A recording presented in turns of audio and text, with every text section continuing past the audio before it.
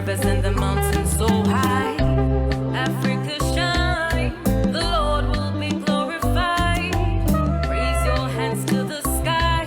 Malawi to Ghana, Angola, Rwanda. Arise and shine, Africa is your day. Hey, hey, hey, hey. Arise and shine, Africa is your day. Whoa,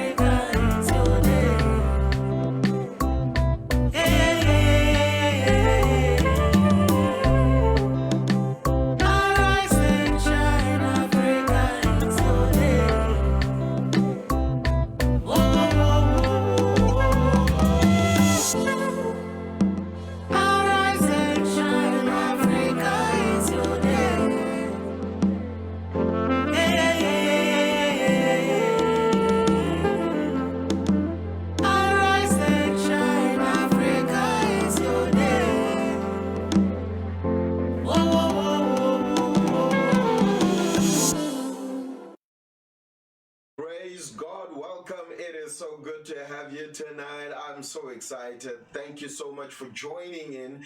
And I believe you're ready to pray for Africa, to pray for our continent, and to connect with us as we take the continent to the next level. This is rebuilding the walls of Africa with Dr. Tich. And I'm excited that we have this opportunity to fellowship together. This really would be a great time for you to share this link and invite somebody to come and join us and be a part of what God is doing as we pray for Africa. Take each country every single day. We've been taking one different country. Yesterday we couldn't come on live because we had a couple of technical glitches, and it's interesting how that we've actually literally had to be fighting the technology every single day because Satan doesn't want us to pray for Africa. He doesn't want us to speak over the countries and celebrate. Praise God. Welcome. It is so good to have you tonight. I'm so excited. Thank you so much for joining in. And I believe you're ready to pray for Africa, to pray for our continent, and to connect with us as we take the continent to the next level. This is rebuilding the walls of Africa with Dr. Tich. And I'm excited that we have this opportunity to fellowship together. This really would be a great time for you to share this link and invite somebody to come and join us and be a part of what God is doing as we pray for Africa. Take each country every single day. We've been taking one different country. Yesterday we couldn't come on live because we had a couple of technical glitches, and it's interesting how that we've actually literally had to be fighting the technology every single day because Satan doesn't want us to pray for Africa. He doesn't want us to speak over the countries and celebrate what God is doing. But we know the Bible says we're not ignorant of his devices, so we stand on the word of faith and we keep speaking and fighting and praying, and we win. And I want to share in line with that a little bit later on today. But we're going to go into our country. Why are we taking time to pray for the countries? And why 52 days? 52 days, Nehemiah rebuilt the walls of Jerusalem and restored the dignity of the people and of the nation. So we are taking 52 days to pray for Africa, a blessed continent, a prosperous continent, and a wonderful continent indeed. And we are also taking time to to speak the word. Why? Because God gave us the instruction and he said, let's pray for Africa. Let's speak the word over Africa. And that's based on some of the content that we have in this brilliant book, Birthing a Mega Economy, a brilliant book that I encourage you, please go and get it. In chapter 2, we have a chapter called The Prophetic Word. And in chapter 2, we actually address the key components about the prophetic word over Africa. And some of the things are really so, I think are so brilliant that we as the church need to, let me just give you a couple of those just to whet your appetite. It says some of the key things that will help us know that the time that we're in the calendar of God is, listen to this, economic and political turbulence that will be followed by reformation and economic reset. That's number one. Number two, new economic centers, superpowers that will be rising from the most unlikely places. Number three, a new breed of millionaires and billionaires that carry a kingdom mandate. Number four, health, wealth, and well-being of the oppressed nations. The Jubilee of God is restoring and rebuilding the nations that have been under oppression. Number five, an army of marketplace apostles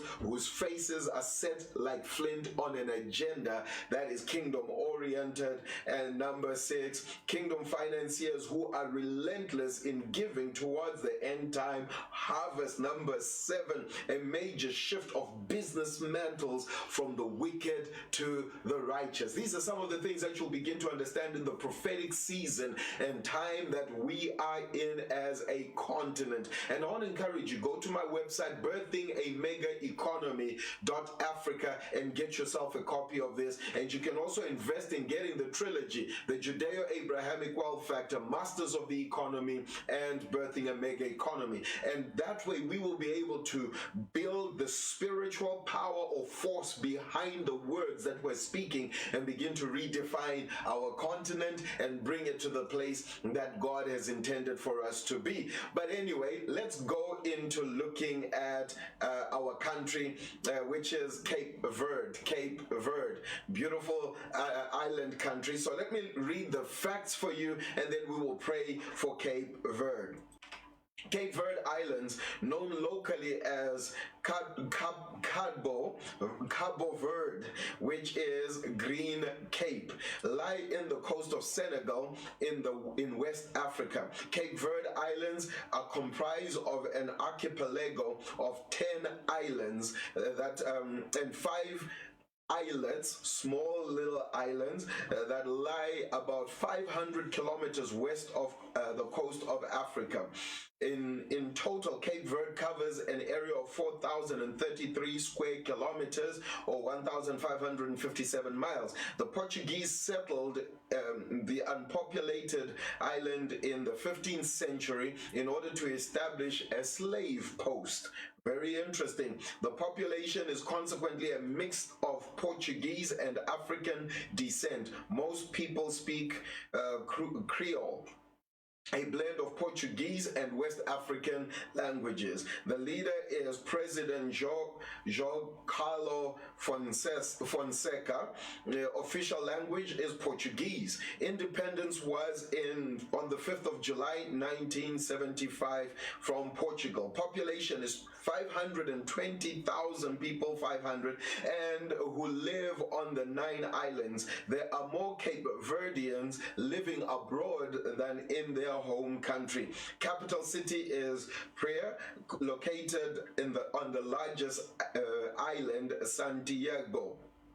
Currency is the Cape Verde. Religion, Christian or Catholic, predominantly.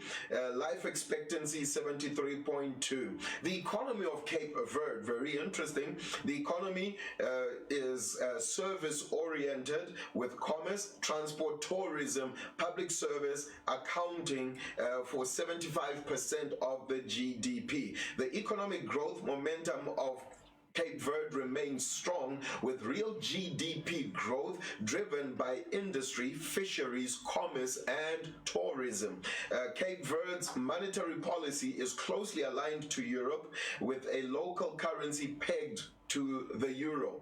They plans to adopt the ECOWAS common external tariff and adhere to the future single regional currency, the ECO. Could increase their inter-regional trade.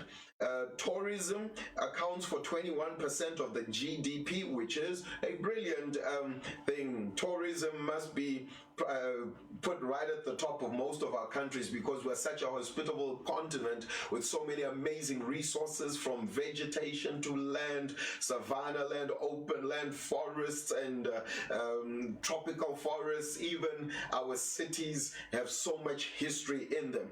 The economic prospects for 2020 are clouded because of COVID-19, but they expect by 2021 to be recovering from that. Natural resources will be sold: basalt, rock, limestone, kaolin, fish, clay, and gypsum. Agricultural products will be bananas, corn, beans, sweet potatoes, sugarcane, coffee, peanuts, and fish. Industry: food and beverages, fish processing, shoe and garments, salt and salt mining, ship repair. Export partners are Spain, Portugal, and the Netherlands.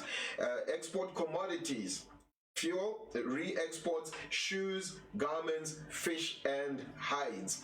Education: literacy rate is at 89%, i.e. 93% among the men aged 15 and above, and 84.7% among the women aged 15 and above, Although the government attaches great importance to skills development, spending 5.4% of the GDP on education, well above the developing countries, which have an average of 4.1%. So we need to really make sure that we continue in Africa to invest more and more into education. The government has joined the Global Partnership for Education in order to address the disparity and make pointed gains at ensuring that skills development grants are available to finance public-private training providers to cover the costs associated with this, and that really is a great investment that's going to help the country begin to see an increase both in the quality of education, but focus in areas that are specific to the goal they want to achieve. Interesting facts finally about Cape Verde. Cape Verde is famous for its warm tropical climate, volcanic islands, and wonderful musicians and delicious cuisine. Cape Verde's crime rate is exceptionally low. The people are very, very friendly. We need to learn a couple of lessons from Cape Verde, don't we? It is quite windy on all the islands, so Cape Verde has become popular destination for windsurfers, increasingly for kite surfers as well. Despite having few natural resources and being semi-desert, the country boasts of the highest living standards in the region and has attracted thousands of immigrants from different nationalities. That's beautiful. The coasts of the eastern island are shallow and they also slope into the sea, while the western islands are very steep.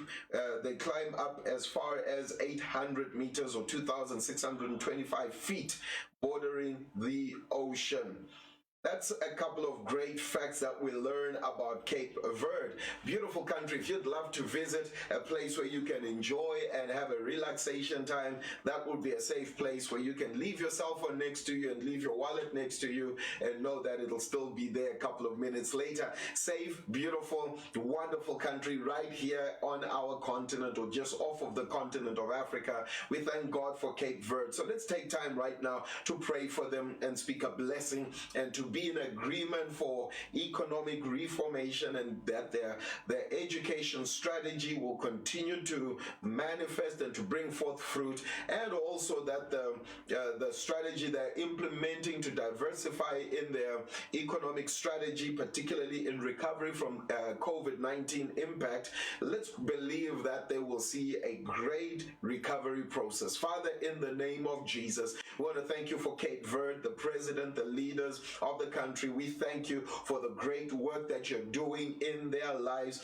and upon the lives of every person there. Thank you that the gospel will continue to permeate and touch the lives of Cape Verde and lift up the economy, lift up the standards of education, and continue to bless the people of Cape Verde in the name of Jesus. Father, we bless them and we declare spiritual and economic reformation. We thank you for what you're doing there, and we declare that it is done in Jesus' mighty and wonderful name. Praise God. Well, Cape Verde is blessed, and I'm excited that we have had this opportunity to really pray and stand together for Cape Verde. Now, we're going to go over into just a few minutes of teaching, and I want to encourage you with a word from the Lord. I want to encourage you with wisdom from the Lord that will help you to understand how to apply yourself in wisdom, how to apply yourself in the marketplace. We've been talking about the mountain of media, and I want to show you a couple of roots in terms of where all of this comes from and why we need to be aggressive when it comes to taking on the 7 mountains. Why are we addressing the 7 mountains on this program, and what we need to do in order to really take those mountains and establish the kingdom of God in those mountains. Now, you may know that as we did bring out Weza Solange the other day, and also Pastor Zach Orji, who starred in our movie, which is coming out soon, Married and Loving It, that we have gone strong into the media market, so media industry, both from a filmmaking perspective to content creation to print media. I've just published my 15th book, as you know, which is right here, Birthing a Mega Economy. So I love the media industry, from print media to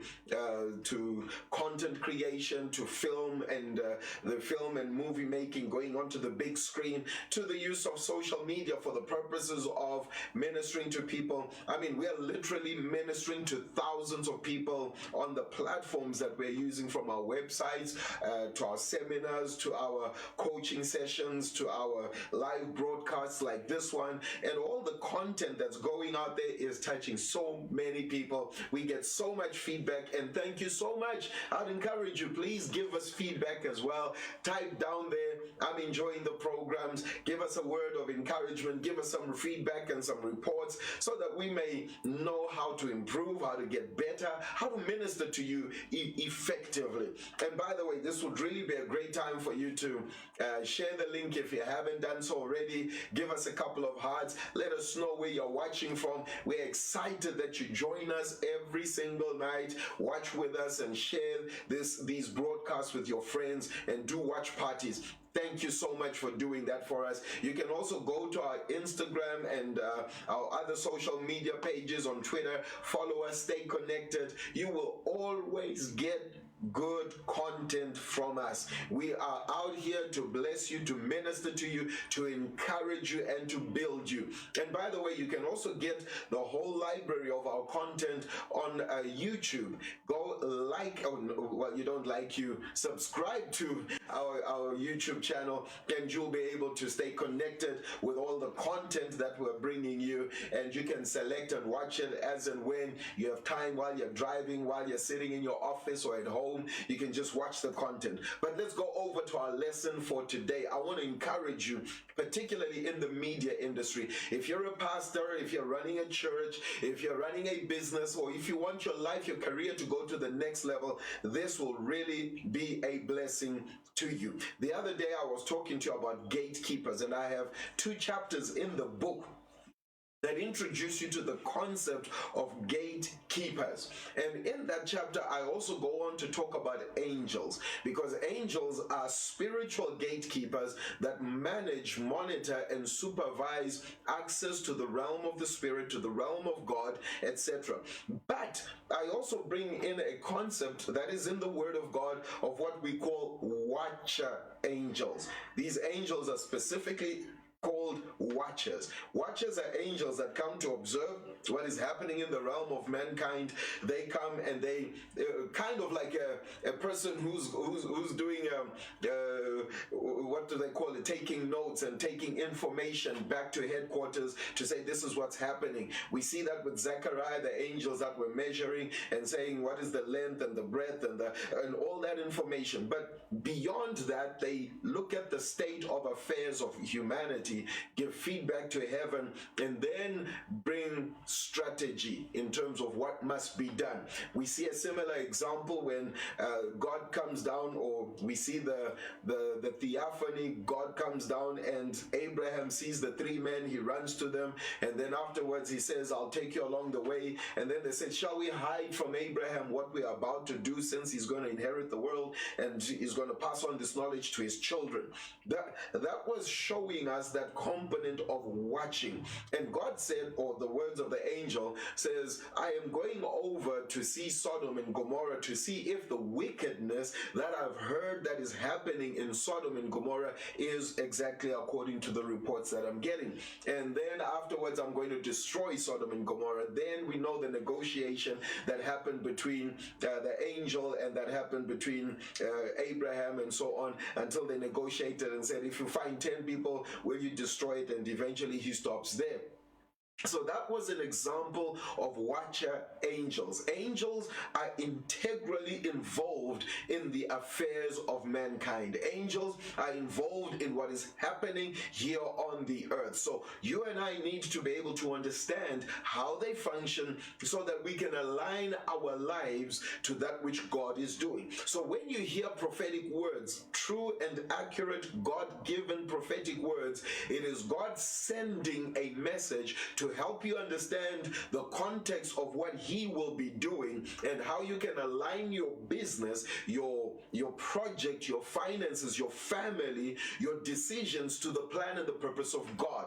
Now, when you fail to follow God's instruction, you will always suffer the consequences. We see a perfect example, if you'd remember, the Shunammite woman. The Shunammite woman received a prophetic message from the prophet who says, there's a famine that is coming into the land. Get up and sojourn to any land that you will go outside of this region.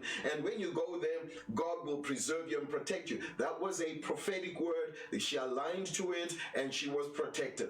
Whenever we don't listen to divine instruction, we become stubborn, obstinate, and remain in the place where there will be consequences. So I want to encourage you, do not ignore the prophetic word. Do not ignore prophetic utterances. When God begins to speak to you, when God begins to encourage you and give prophetic words, you must give heed. And one of the clear prophetic words that has been coming on consistently for the last 40 years, if I can, from my research, for 40 years, from the time when Kenneth Hagin, Kenneth Copeland, and a couple of other great ministers, Norval Hayes, if some of you would know Norval Hayes, they began to speak 40 years ago about finance and wealth in the body of Christ, saying the church has moved into its wealthier season. Now we have come into a culmination or into a full explosion of that, a tipping point of that word that has been spoken for over 40 to 45 years. We're now in the jubilee of that word, and we will see in this season the greatest manifestation of wealth transfers like we have never seen before. Get ready for it. God has spoken, and there's also been a whole lot of other prophets in this time that we're living in that have been speaking that, getting you ready, getting you ready, getting you ready. You need to hear the voice of God. What's going to happen in this period? Now, I don't have time to table all that I put in the prophetic word in chapter 2 of this book, and there's a couple of of other prophecies, I think 4 major prophecies that are in this book pertaining to what's going to happen regarding the economies of Africa. So if you're a business person in Africa, on the African continent, you need to read those prophecies. There's one particular one that speaks about oil that shall be seen on the life of men and women in the marketplace. And I'm not necessarily talking about a supernatural manifestation of oil on your head. That does happen. That's not what, but the prophetic word is clarifying how that there are certain anointeds. Zechariah saw a vision, and he says, these are God's anointed, those that had access to the anointing. So there are certain men and women in our generation that have become those anointed, and you need to read this book in order to position yourself accurately and correctly and know how to respond to the prophetic time that we're living in. The sons of Issachar, and my beautiful wife, Dr. Francisca, actually speaks in her book on coming out with great substance. She speaks in detail. In fact, the other night I really just had to take that whole chapter and read it again, just to understand the sons of Issachar knowing the times and the schedules of God, and how those schedules are actually marrying the time, the calendar of God and the calendar of man have married or merged, so much that we are in sync with what God wants done on this earth, and we are coming out with great substance. That's another brilliant book I'd encourage you to get and read in order to understand the times of God. So let me give you a couple of notes here, and then we close. We establish what a gatekeeper is. Gatekeepers, or economic gatekeepers, are people that are appointed to watch over, to protect, to guard, and to be aware of and build a hedge around the economics of heaven, or the assets of the kingdom. There are gatekeepers that are appointed by Satan to watch over the economic interests of the earth in order to channel resources into Satan's kingdom. These consist both of human and demonic gatekeepers. In the same way, there are also spiritual gatekeepers and human gatekeepers that serve the kingdom of God. So you need to understand that these two different dynamics, you need to understand how they work, how they operate, because once you miss this, you're going to miss how you can fully access, activate, and walk in the fullness of what is happening in this season. Because as a human gatekeeper, you will deal with other human gatekeepers. But if you deal with human gatekeepers from the kingdom of Satan at a fleshly, carnal level, you will not have dominion over them. You will succumb to them, or you will be submitted or subjugated by them. But if you understand that we wrestle not against flesh and blood, but against spiritual wickedness in high places, then you understand that the human gatekeepers are only servants being influenced by demonic gatekeepers. Here's an example, so that I'm not just using spiritual language that can get confusing to many believers. When you are submitting your deal, your contract, your opportunity, your tender, your business proposal, you are submitting it to a person who is sitting in a position of a manager, procurement, or they sign the final signature to authorize whether or not you get the deal. That's what you're dealing with. But you must understand that the spirit of greed that manifests, that says you must pay a bribe, you must put money in an envelope and push it under the table in order to get the deal. If you think it's the human being that is doing that, you will fight the person and not deal with the spirit behind them, and you will never win, because flesh fighting against flesh does not overcome spiritual forces. So you must understand that deals don't come to the one who is qualified.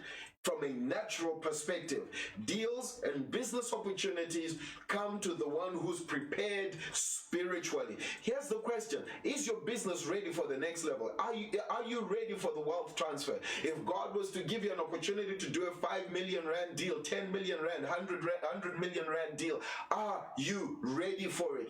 A lot of people are praying for what they are not ready for. A lot of people are believing God for miracles at a dimension they have not prepared themselves for, because 100 million rand opportunity is going to bring 100 million rand demon or demonic opposition. So your prayer, your lifestyle, your purity, your focus, your faith, your covenants, your tithing, your giving, your sowing, all of that must be in place if you are going to access that opportunity, because it's gatekeeper in the natural, gatekeeper in the natural, confronting each other, but understanding, you must understand there's a spirit behind this person who's propagating the corruption, the wickedness, or the crooked deals. In the same way, you must understand there's angels that are with you. The Bible says in the book of Hebrews that angels, are they not ministering spirits sent forth to minister for those that are heirs of salvation? So we have angels that fly with us, and I want to show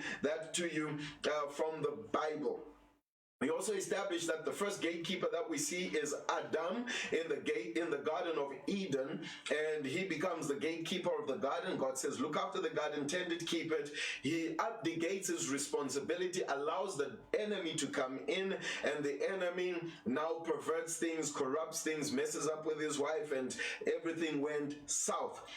And we need to understand that we need to get back our dominion. Husbands, you're a gatekeeper to your home. If you're a business owner, you're a gatekeeper to your business. If you are a pastor, you're a gatekeeper to your church. If you are a mayor, you're a gatekeeper to the city. If you're a governor, you're a gatekeeper to the province. If you're a president, prime minister, king, you're a gatekeeper to your nation. If you're minister of finance, minister of justice, you're a gatekeeper for that particular area. And you need to take your responsibility seriously. Matthew chapter 12:29 says, how can one enter into a strong man's house and spoil his goods, except he first bind the strong man, then he will spoil his house and the goods that are there. In other words, the only way to access what is in a particular area, region, or line of business is if you deal with the spirits that are seeking to keep you out. Like I said, gatekeepers, natural. Gatekeepers, spiritual. Your ability to deal with the spiritual gatekeepers will give you access to whatever is in the jurisdiction of the natural gatekeepers. You can't go, and the other day I used this example, if you wanted to go into the furniture industry, there are a number of cartels that control what happens in the furniture industry, timber industry, movie industry, banking industry, insurance industry, etc., etc., etc. Until you're able to contend with the spirit that is controlling that particular area, you will always get the peanuts that fall from the table. If you're going to sit at the table and negotiate for bigger deals, bigger opportunities at the table, you need to understand these concepts that I am teaching. To birth a mega economy, there's got to be a spiritual shift that takes place. Now, have a look at this. Let me show you something very, very interesting, talking about gates and gatekeepers and access. This is Genesis. I want to read Genesis chapter 28. Genesis chapter 28. I hope you have your Bible there. If you don't, well, just take notes and you can read this and see it later. Verse 16 says, and Jacob awoke from his sleep and said, surely the Lord is present, and I did not know it. And he became frightened, and he said, how awesome is this place? This is none other than the abode of God, and this is the gate of the heavens, an access point. Jacob was right now becoming a gatekeeper, getting access to the kingdom of God, to the realm of the spirit. It's amazing how that Jacob makes a statement. I'm in the I'm at a sacred place here, the house of God, and this is the gates of heaven, and I did not know it. And that's what happens to many believers.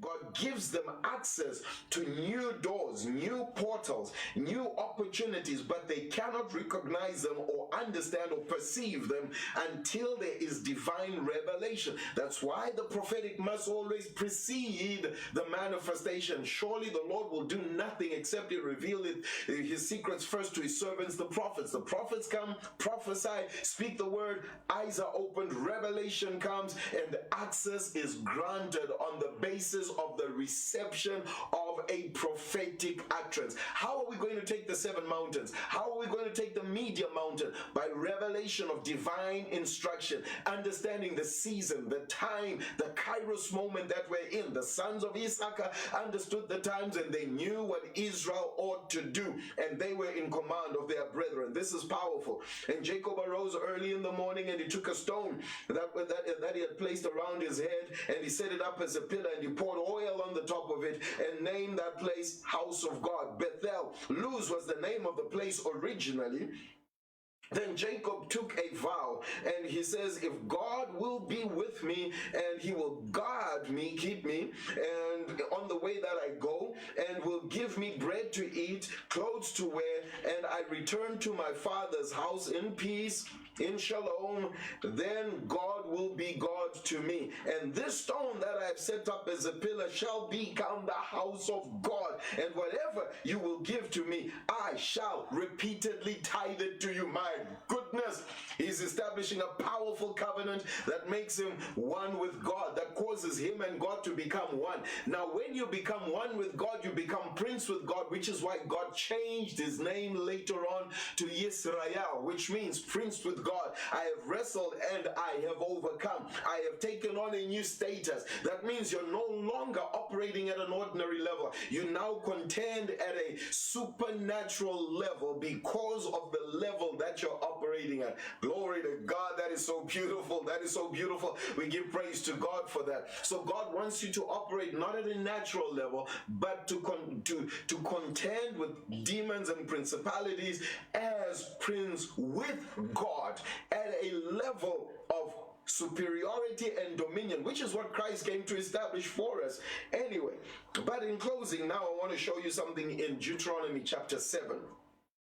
This is where we're introduced again. It's all over the Bible, but this is one that's a specific one that I want you to notice.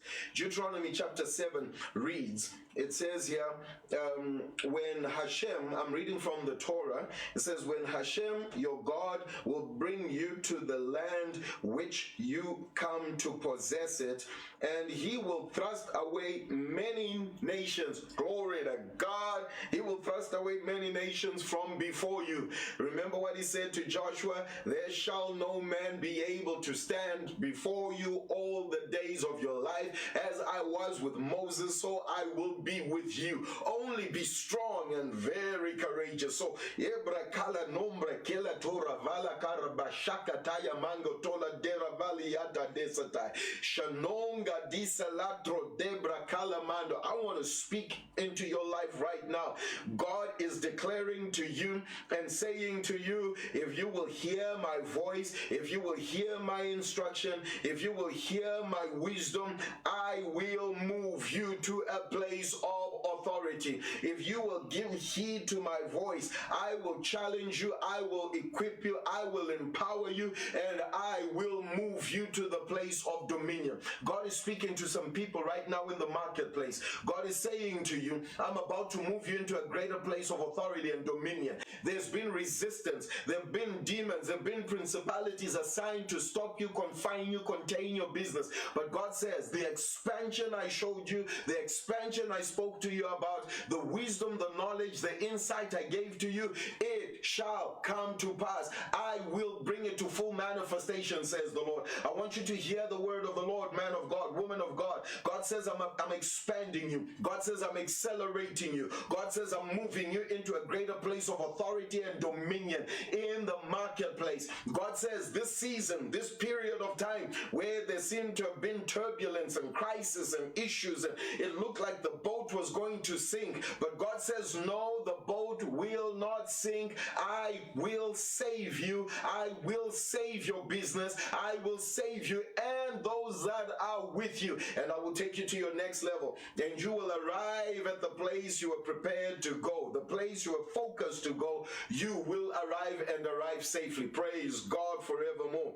Praise God forevermore. Well, that's a word from the Lord for somebody right there. It just came in. It wasn't on my notes. God wanted to speak to you. That's a tongue and an interpretation, a supernatural manifestation of the Holy Spirit. And right now, I want to pray for every business that is struggling, every person who's been struggling financially. I want to pray for you right now. I want you to be in agreement with me. You've been struggling financially. There have been doors shut in front of you financially, economically. Burdens, debts are piling up. Financial issues are screaming at the back of your head. You're trying to make sense of everything. You've been speaking the word. You've been tithing. You've been giving. You've been activating the supernatural principles of the kingdom of God. I want to stand in agreement with you right now. Father, in the name of Jesus, I agree with my dear brother and sister, and I declare supernatural intervention, supernatural intervention, supernatural intervention. Lord, I release miracles. Let money flow, resources flow, wealth flow, doors open,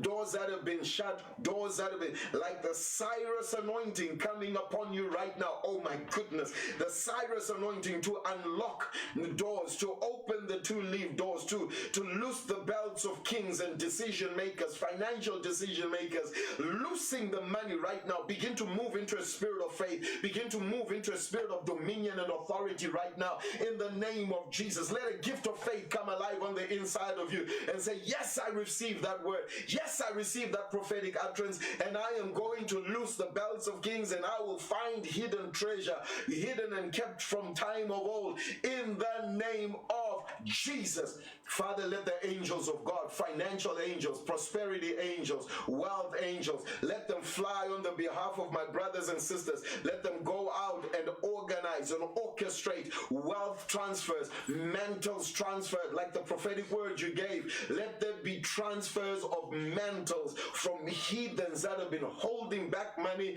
to covenant kingdom people that have been activating kingdom principles. In Jesus' name, receive it. I bless you with it, and I declare that it is so in your life, in the name of Jesus. Now let's see if we can complete this and close. I've already taken quite a bit of time, but it's been beautiful, beautiful, beautiful. Please share this with somebody that you know needs a financial and economic miracle. It says here, all the nations that I'll drive or thrust away from before you, the Hittite, the Girgashite, the Girgashite, the Amorite, the Canaanite, the Perizzite, the Hivite, the Jebusite. 7 nations greater and mightier than you. It says, God says, I will deliver them from before you, and you will smite them. You shall utterly destroy them, utterly, totally destroy them. You shall not seal a covenant with them, nor shall you show them favor. You shall not intermarry with them. You shall not give your daughters to them or your sons to them in marriage. God is giving us some really powerful, powerful wisdom here. But because I'm out of time, I'm just going to give you one powerful nugget. Notice the first nation that he mentions. In this order, he mentions the Hittite first. Who are the Hittites? Let me give you a breakdown of all of them, then I'll talk about the Hittites. The Amorites speak of the educational mountain. The Hittites speak of the media mountain. The Perizzites speak of the religious mountain. The Canaanites speak of the economic and business mountain. The Hivites or Hivites talk about entertainment, movies, and fashion industry. The Jebusite talk about the family industry. And the Girgashites represent governments. Now, the one that is mentioned first is interesting. It's the Hittites, the ones that I said speak of the media mountain. Why did God mention the Hittites first?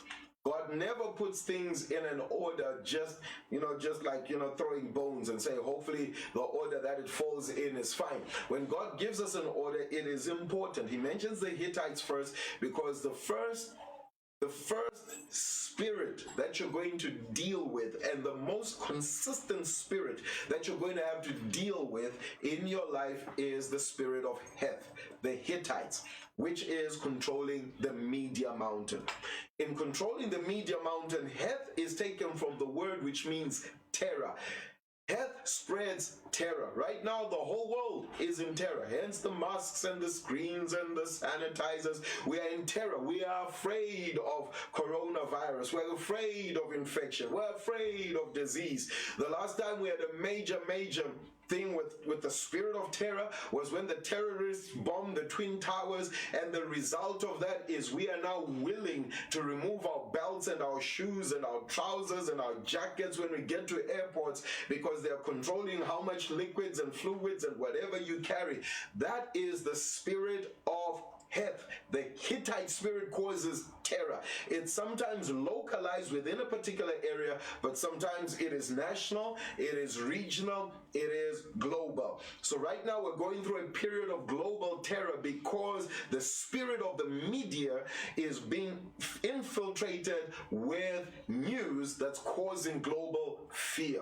Now, once you master what to do with media, you will master your ability to function in every other area.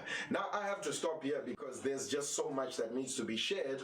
Join us again tomorrow, and I know God is going to minister to you. God is going to encourage you. God is going to build you up. The guests that we've been bringing are men and women of God that understand what's happening in the 7 mountains. These are experts in the mountains that have been functioning. So I want you to stay connected with us. Like our page, follow Dr. Tich on every one of the media platforms, and I know you will be blessed, and that will help you begin to take the different mountains. And I'm going to begin to show you how to move from just dealing with the media to also beginning to deal with the Canaanites, the economics that are hidden behind the fear. I'm going to give you all the secrets, and you'll be blessed. Thank you so much for joining me. This is Dr. Tich on 52 days of rebuilding the walls of Africa. It's been a great day today, praying for Cape Verde and joining together, receiving the prophetic word. Please do get in touch. We'll give you answers. We'll pray with you. We'll stay in touch with you,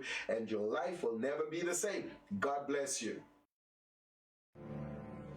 Could it be that the church has missed the plot by thinking the Old Testament is irrelevant? Would God work so hard with the patriarchs of old and the prophets to write in a book for future generations and then say it is useless? Perhaps the better questions we need to ask are, what secrets are encoded in the Torah that would equip modern generations to master their economies? Are there secrets hidden in the life of Abraham that would enable a business to become a blessing to a generation? Was the African continent born for oppression and slavery? Dr. Tich has had several encounters with God that have moved him to writing the Wealth Mastery Trilogy. 3 powerful books that are loaded with biblical evidence that God wants you wealthy. In these encounters, Dr. Tich has invested over 7,000 hours of research going through the Torah to unravel the ancient secrets of the Hebrew nation.